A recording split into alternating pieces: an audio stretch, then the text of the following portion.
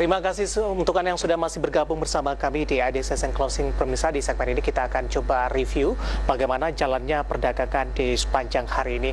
Tapi sebelum kita mulai perbincangan dengan analis yang sudah berpartisipasi atau sudah bergabung bersama kami dengan line telepon sampai sejauh ini, kami punya satu informasi untuk Anda terlebih dahulu, di mana pertumbuhan nilai ekspor emas menjadi salah satu penopang membaiknya kinerja ekspor di sepanjang Juli 2020.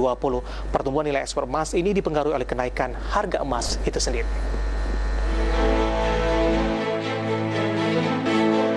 Di tengah tren positif kinerja ekspor bulan Juli yang mengalami peningkatan sebesar 14,33% dibanding bulan Juni 2020, Badan Pusat Statistik mencatat logam mulia, perhiasan atau permata menjadi komoditas yang mencatat pertumbuhan nilai ekspor tertinggi pada Juli 2020. Berdasarkan catatan BPS, nilai ekspor emas mengalami kenaikan sebesar 425,7 juta dolar Amerika atau 79,79% dari bulan sebelumnya. Menurut Kepala BPS Suharyanto, pertumbuhan nilai ekspor logam mulia, perhiasan ditopang oleh kenaikan harga emas. Logam mulia banyak diekspor ke Swiss, Singapura, dan Jepang. Berdasarkan data Bloomberg, harga emas di perdagangan internasional di perdagangan spot berada di level 2.010 dolar Amerika per troy ounce. Sementara itu di perdagangan COMEX, harga emas berada di level 2.007 dolar Amerika per troy ounce. Di sisi lain, harga emas Antam hari ini menguat Rp8.000 ke posisi Rp1.058.000. Berbagai sumber, IDX Channel.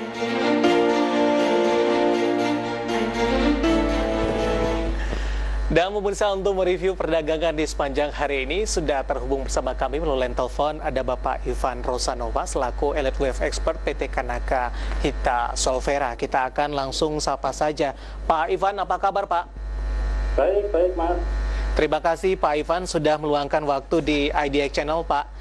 Saya coba akan ingatkan kembali untuk para pemirsa IDX Channel, Pak Ivan, Anda masih bisa bergabung bersama kami di telepon interaktif di 021 di 515 di 3170 dan juga ada WhatsApp interaktif kami di 0812 di 1398 di 3749. Anda bisa bertanya secara langsung terkait dengan koleksi saham Anda sampai sejauh ini ataupun Anda ingin masuk kepada saham-saham tertentu, level menarik berapa saja yang bisa diperhatikan baik untuk investasi jangka pendek, jangka menengah ataupun untuk jangka panjang. Pak Ivan, di pekan ini Pak, aktivitas perdagangan berlangsung singkat, hanya 2 hari saja Pak Ivan.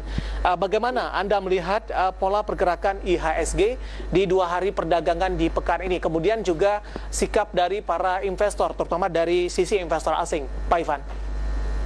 Iya, kalau kita lihat dalam minggu ini ya karena kita hanya 2 hari seperti itu, dan kemarin kita lihat sebetulnya ada optimisme ya ketika IHSG menguat, tapi ternyata hari ini asing melakukan net sell sebesar kurang lebih untuk total di market itu 325 miliar dan IHSG pun terseret ke zona merah.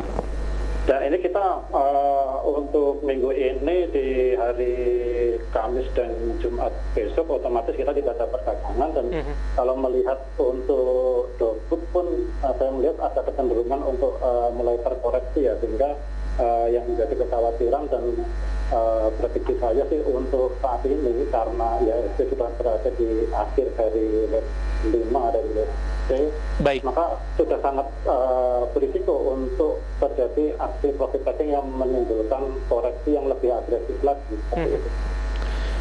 Secara teknikalnya Pak Ivan di minggu ini sudah menyentuh ke level 5.300-an Pak. Positifnya di situ, meskipun posisi ini belum mampu dipertahankan sampai dengan penutupan perdagangan di sesi kedua yang ditutup masih di level 5.200-an. Nah, secara teknikal mungkin dari pandangan Anda Elliott Wave, bagaimana posisi IHSG sampai sejauh ini? Iya, kalau secara Elliott Wave ya, kalau kita perhatikan itu IHSG memang mengalami kenaikan yang agresif disertai volume yang cukup besar. Itu terjadinya di bulan akhir Mei sampai awal Juli, sehingga itu bisa kita identifikasikan sebagai wave 3 dari wave C. Dan setelah itu kita lihat memang IHSG mengalami penguatan, masih menguat, tidak lebih landai. Dan di sini pun kita lihat dari sisi volume juga tidak sebesar ketika terjadi agresivitas di bulan akhir Mei dan awal Juni seperti itu, sehingga di sini kita memang harus lebih berhati-hati untuk mengambil posisi. Dan kalau untuk investor mungkin disarankan untuk mulai mengurangi posisi portofolionya ya, karena memang IHSG ini kita lihat memang meninggalkan gap di kisaran 5.500 yang terdekat, memang masih berpotensi untuk ditutup, tetapi di sini memang menjadi kesempatan untuk melakukan trading tetap dan juga untuk mengurangi posisi dari investasi seperti itu. Baik, kalau dari sisi supportnya Pak Ivan?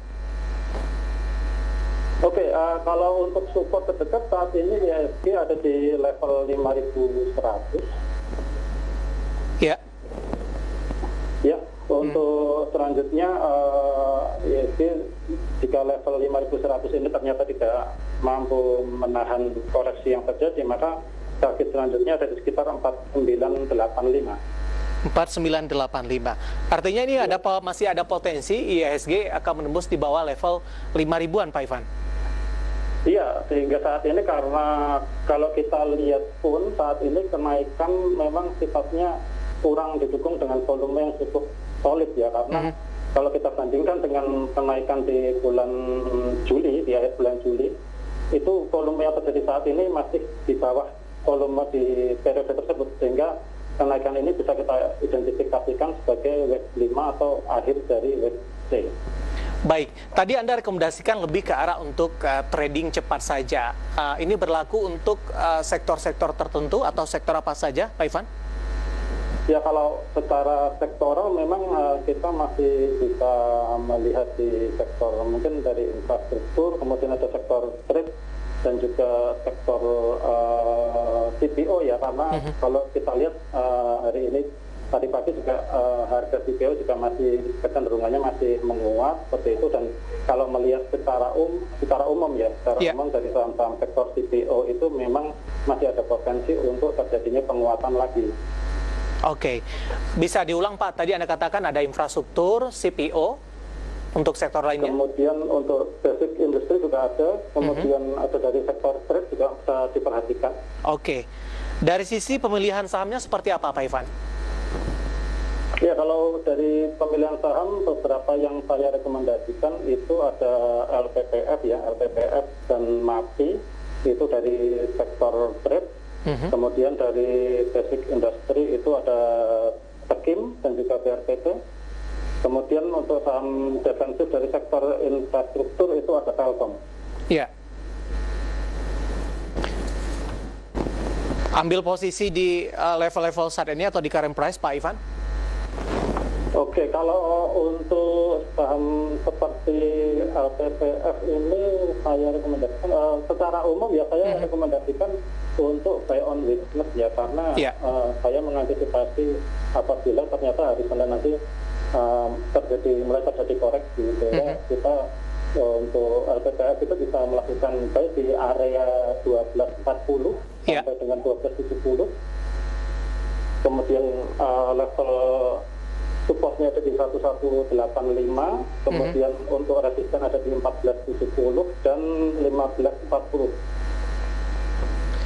Baik, Pak Ivan, menarik, kita akan jeda terlebih dahulu Pak. Nanti juga kita akan coba lihat saham-saham pilihan apa saja yang Anda rekomendasikan. Kita akan coba singgung juga nanti Pak Ivan kebijakan dari Bank Indonesia yang memutuskan untuk menahan suku bunga acuan.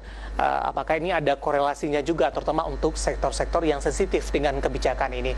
Dan kita juga masih mengundang partisipasi dari para pemirsa IDX Channel di telepon interaktif, WhatsApp interaktif yang Anda dapat saksikan di layar televisi Anda. Dan sudah ada beberapa pertanyaan masuk Pak Ivan, nanti kita akan coba jawab satu persatu. Dan pemirsa, kami akan segera kembali usai jeda berikut ini.